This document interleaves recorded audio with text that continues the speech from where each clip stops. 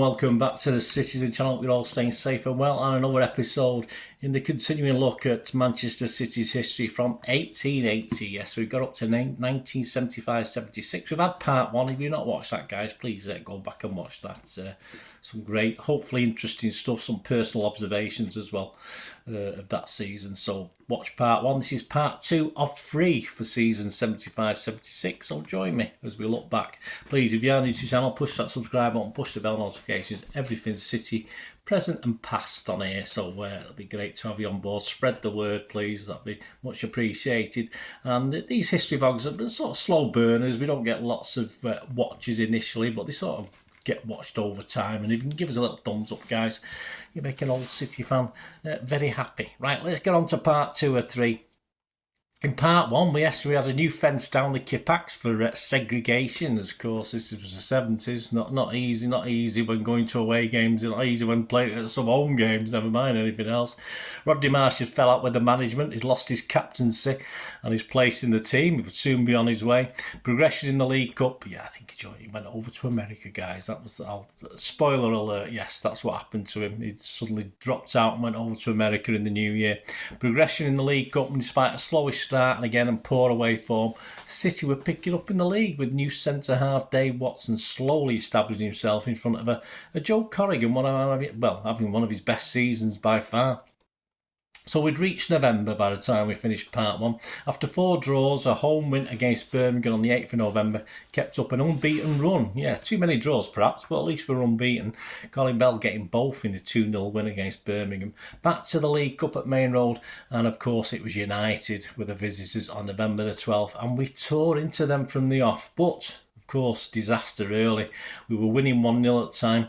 Colin Bell crumpled under a tackle from Martin Buck, and he sort of forgave him, said it wasn't his fault. City fans didn't forgive him, that's for sure. He burst a couple of blood vessels in his knee, did his ligaments, did the cartilage.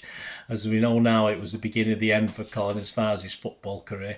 Fans see many injuries, we do. We watch them, we see them on the pitch, we see players stretching off, we see players walking off. And there's just something about that night. It just didn't feel right from a fan's perspective.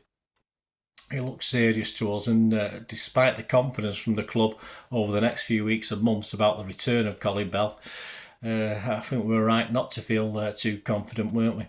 We thrashed United though on the night 4-0. Chewett scored a couple, Hartford and Royal got the other 2. Tommy Booth came on for an injured Colin Bell. Chewett admitted at the time that without Colin Bell the team would never be as good again. And Watson added that not just City, but of course England had lost one of their greatest assets. I think they're spot on with that. Back in the league, a Boo goal in a 1-1 draw at Goodison. Boo was showing his versatility and was playing at number 8. Forest's loss was our gain, of course. He'd been hinted at going there. On November the 22nd, Alan Oakes and Bell scored in a 2-1 home win over Spurs. And on the 29th of November, another away win. Very rare these, like rocking horse. When a City beat Wolves 4-0 at Molineux. Yeah, Hartford scored 2, Barnes and Chewett. In round 5 of the League Cup, the quarters on December the 3rd. Yeah, on paper, an easy task. It wasn't as easy as it looked. We won 4-3, but we beat 3rd Division Mansfield Town to set up a 2-legged... They got revenge, didn't they, many years later, I remember, in that also Windscreen's Johnny Rotten Cup, or whatever it was, to set up a 2-legged semi-final, of course, for the League Cup with Middlesbrough. That will take place the following January. So for City now, we could concentrate on our push towards the top of the table. We were now on a 12-match unbeaten run in the league, and what better challenge than the arrival of high-flying Dave Sexton's second-place QPR. Yes, they'd been tormenting top spot for a little while. This was December the 6th. We sat 7th, just 3 points behind though, so we were close enough. A tight game ended, honours even, and City could not close the gap though. Our unbeaten run continued, of course, so that's not too bad. And the point was enough to put QPR top of the league on goal difference from Derby County.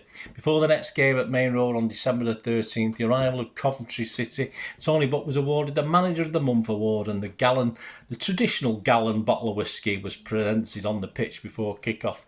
Barnes, Booth and Oakes and Chewett were the scorers in a 4-1 win. Another game, yes, we played them a few times. We played them 3 times in the League Cup against Norwich City, against moaning, whinging Mr. John Bond. Another draw, 2-2. Royal and Chewett on the score sheet made it 18 games for City in all competitions unbeaten, but sadly, as any good run comes, we know now, even with Pep, it comes to an end, and it soon ended with 3 1-0 league defeats on the trot. So not the greatest way. It's not just lose one, but flipping lose 3 on the trot. Come on, City. The first was on Boxing Day in a high-profile game against Leeds United at Main Road. We probably had dogs jumping through hoops and police dogs and Alsatians on the pitch. That's what they normally did for entertainment for these things. Who were like City. Leeds were like City in the top 6. 48,000 were there that day. 48,077 witnessed a 1-0 defeat that sent Leeds within a point of the leaders with a game in hand. In the matchday programme for Leeds, there was a positive piece on Colin Bell's injury, although still in a lot of pain 6 weeks after the injury. It started running again and doing weights, and hopes were high of an early New Year comeback. More on this later, but as we know, early New Year was a little tad optimistic. Defeat at home to Leeds, a Paul Madeley goal was followed by disappointment. Well, where else? Anfield. Nothing new there. And then in an early look at our League Cup semi-final opponents, a trip to Ayresome Park just 3 days before we were scheduled to play the first leg of the semi-final, and our third 1-0 defeat in the last 4 games. Not great. It took certainly get a knock to our title hopes, that's for sure. Before the 2 Borough games, they were of course managed by Jack Charlton at the time. We had started our FA Cup campaign. It wouldn't be a long one. At Main Road on the 3rd of January, a 6-0 comfortable slaughtering of Hartlepool, the massive Hartlepool. Boo and Chewett both got 2 each. One of Chewett's was a pen, and then Hartford and Oaks also chipped in with goals. So it was back to that Middlesbrough, the first leg of the semi-final, 13th of January. And despite a 1-0 loss at Ayresome Park, 4 goals. 4-goal thriller. Great night at Main Road from Barnes, Jed Keegan, Oaks and Royal on the 21st of January gave us a 4-1 aggregate win and a place at Wembley again. Yes, fantastic. I'd been there 2 years before, was disappointed. Let's hope for better things with this. Well, we'll see. Many fans, though, will be disappointed as demand from match-going fans would outstrip the allocation for the final, which would be against Newcastle United. Personally, I didn't get a ticket through City and ended up one from a colleague at work. He used to write to all the football associations and get tickets from different people, from different clubs, amateur and professional. So he got me one. The downside, it was in the Newcastle end, but a little bit more of that later. Sandwiched between the Borough Cup games, City beat West Ham 3-0. Royal got a couple, won a penalty. Yes, Chewett wasn't playing in that game, so Joe was the one on 12-yard duty. Alan Oakes got the other goal. On the 28th of January, we went out of the FA Cup, in the 4th round with a 1-0 defeat at the Victoria Ground against Stoke, and yet another 1-0 defeat at Filbert Street in the First Division. This was the 6th 1-0 defeat in just a little more than a month. Buck had commented in the programme notes on our poor strike rate at the time, which was very frustrating. I mean, Joe Corrigan, all right, he wasn't keeping clean sheet, but he was doing his best. Only letting 1 goal in. Come on, surely we could get 1 or 2. But it wasn't to be at that stage. A win at home against Phillott on the 7th of February, 2-1. Booth and Hartford was followed by a trip to their neighbours Birmingham at St Andrews a week later. This time we lost 2-1, despite Hartford being on the score sheet again. Before the trip to Wembley, Everton were the visitors to Main Road. Hartford, Royal and Chewett, a Chewett spot kick won the game 3-0.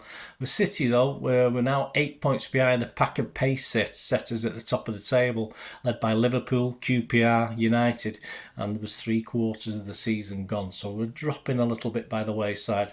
I went down to Wembley for the second time on the 28th of February, hoping for a better outcome than 1974 depressing defeat by Wolves. Rather than the coach though this time, I went down on the train for this one and managed very quickly at Euston Station to swap my ticket that was in the Newcastle end for one in the City end, with a Geordie in the same position. It wasn't near my mates, but at least I'd be in the right end.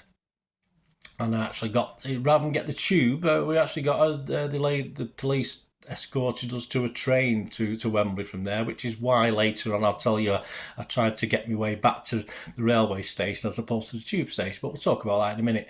The winning team that day, of course, in the 1976 League Cup final: Corrigan, Keegan, Donachie, Doyle, Watson, Oakes, Barnes, Booth, Royal, Hartford and Chewett.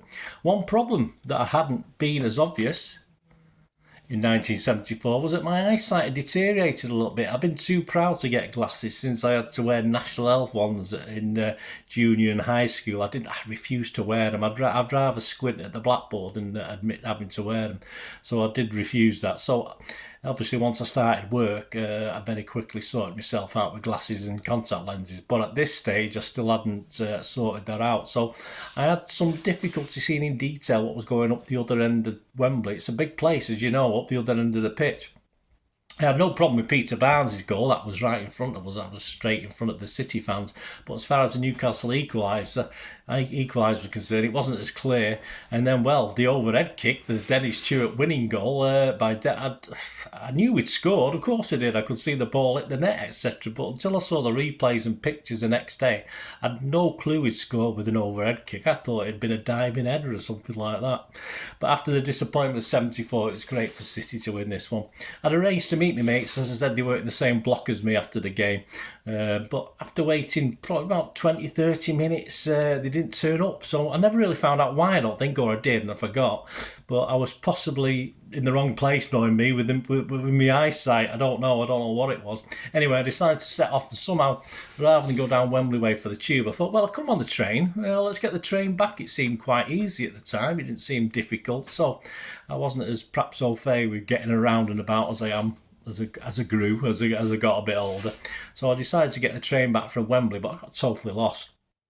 It felt as though I'd been walking for hours. I probably hadn't, but I ended up at Kingsbury Tube Station, if you've ever been there, guys. And it was fairly quiet. There's a big bunch of, I won't say thugs, but a lot of messing about on the platform.